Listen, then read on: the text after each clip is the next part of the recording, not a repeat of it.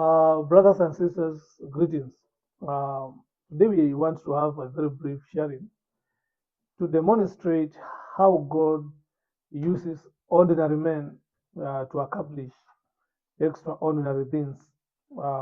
And basically, we are looking at the life of one of the most significant men we read in the Bible, and that is Moses. We see Moses moving from being a basket baby to speaking and confronting Pharaoh. And Pharaoh was not just a normal king; he was a very powerful monarch.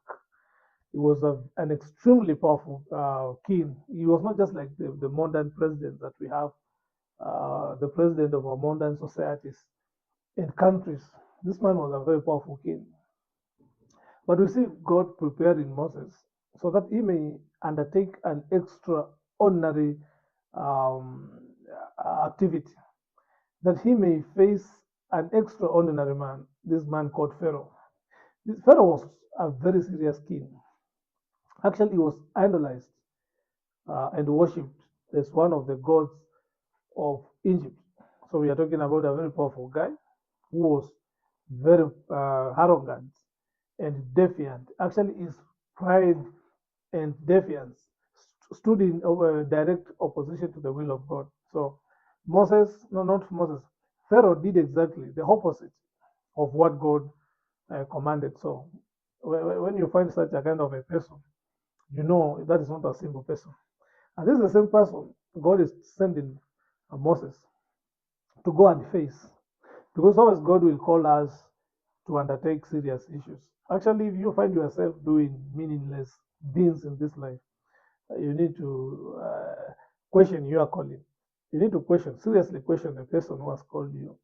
So Moses was born during a time of genocide. Pharaoh himself had ordered that all the Hebrew boys be killed. So, but through God's power, when Moses was born, the mother placed him in a basket, and later Pharaoh's daughter, the basket was in the river Nile, and later Pharaoh's daughter took him and raised him in the palace. So, no matter how dangerous our circumstances and our situations are, God will always prepare a way for us, and He can preserve us for His own purposes and for His own glory. So, Pharaoh was born in a very difficult time, one of the most forbidding circumstances of Moses' life. You see, sometimes we are living at a time when people they want a good life. They think they were born in. There's a time I had been born in Uhuru Kenyatta's family. Actually, we live at a time when people wish. I wish I was born in these great families, in these wealthy families. But that's not an issue with God. You can be born from anywhere, and through obedience, faith, and persistence, and God will make you a great man.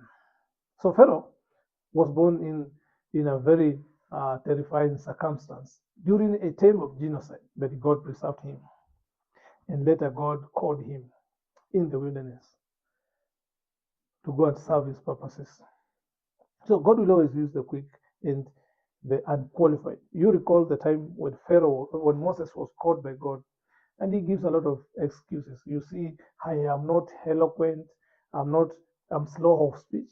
And then God told him, Moses, you just go. I am the one who created human beings. So our limitations do not disqualify us from what God wants us to undertake.